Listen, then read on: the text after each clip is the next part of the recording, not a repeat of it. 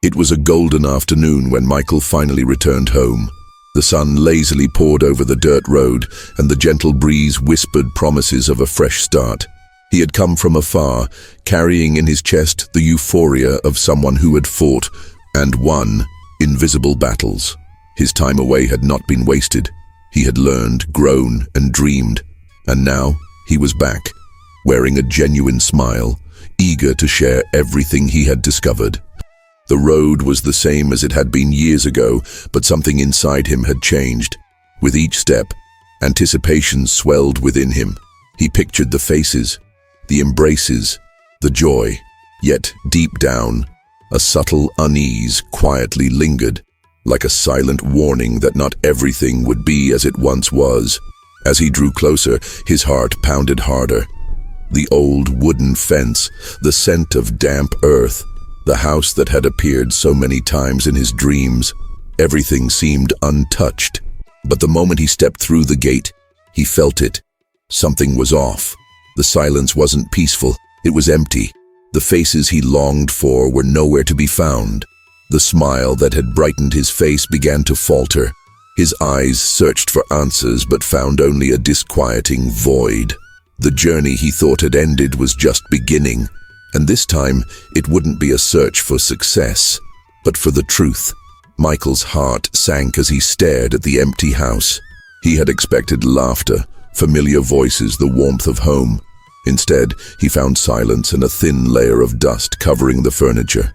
Everything seemed frozen in time, but without the life that once filled that place. Feeling lost, he stepped outside, hoping to find answers among the neighbors. That's when he came across James, an old childhood friend. But James's eyes didn't bring good news. In a hesitant tone, he told Michael that much had changed since he left. His family had faced tough times. Some drifted away, others took unexpected paths. A knot formed in Michael's throat. He had believed he was returning to the life he left behind, only to realize that time never stands still. The past he carried in his heart no longer existed out here. Determined to understand what had happened, Michael made his way to town, where he found Eleanor, an old neighbor who had always been like a second mother to him. With tenderness, she shared the hardships his family had faced, financial struggles, illnesses, and disagreements that eventually pulled them apart. Each word hit him like a blow. Michael had left, believing that building a future elsewhere was the right thing to do. But now he realized that while he kept looking ahead, the present was quietly slipping through his fingers. Guilt began to weigh heavily on him. Could he have prevented all of this? Had his absence contributed to everything falling apart? Eleanor, sensing his inner turmoil, gently took his hands and said softly, "Time doesn't wait, Michael. And sometimes, we only learn that the hard way." With a heavy heart, he wandered aimlessly until he stumbled upon a small cafe. Sitting outside was an elderly man with white hair, Thomas, calmly watching the street. On impulse, Michael sat beside him. Between sips of coffee and comfortable silences, they began to talk. Without realizing it, Michael started to open up. He spoke about his choices, his absence, and the crushing weight of guilt. Thomas listened patiently, and after a thoughtful pause replied, "Son, sometimes we go out into the world searching for something that was always right here. True success isn't about how far you go, but about who's still beside you when you come back." Those words struck Michael deeply. He realized that in his pursuit of personal growth, he had forgotten that some things simply can't wait. Love, presence, the care for those who truly love us. As he left the cafe, Michael looked at the town with new eyes. He knew he couldn't change the past, but he could choose what to do with the present. He learned that the journey isn't just about achieving dreams, but about being present in the lives of the people who really matter. He returned home, not as someone who had lost everything, but as someone who at last understood what truly holds value. And in the silence that once haunted him, he found an invitation to rebuild, to reconnect, to begin again. Michael returned to the empty house, but this time with a different perspective. He no longer saw only absence.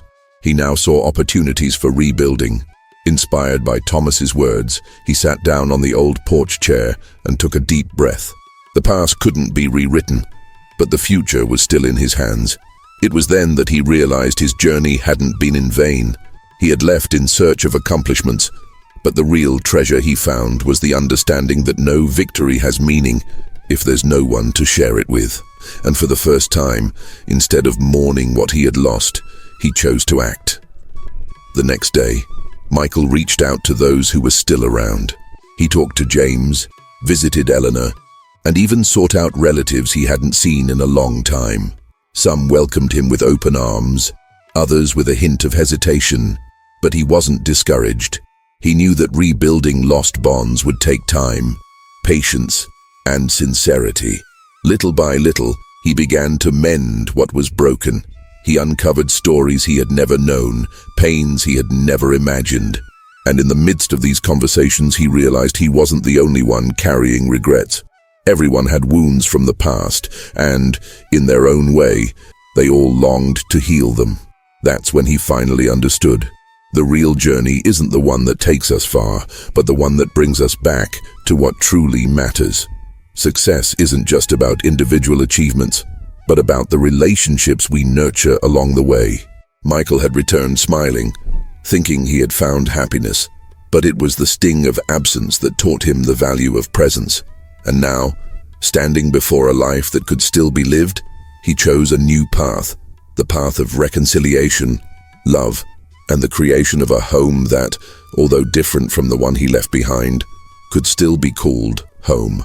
Michael's story reminds us of something essential. It's not enough to just keep moving forward.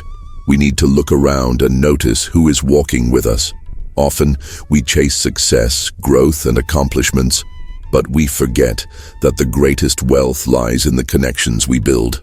The time we spend away can never be recovered, but the present gives us the chance to make things right. Maybe you too have left something behind, a neglected relationship, a conversation you put off, a hug you never gave, but it's never too late to start again. The real lesson isn't just about going far, but about knowing when it's time to come back. And now I ask you, is there someone waiting for you? Someone who would miss you if you were no longer around? If this story touched your heart, maybe it's time to take that first step, to mend those ties before they are lost to time. Life is a journey, and every day is a new chance to choose what truly matters. And if this reflection made sense to you, I invite you to stick with me. In the next story, we'll explore another lesson that might just change the way you see life. I'll see you there.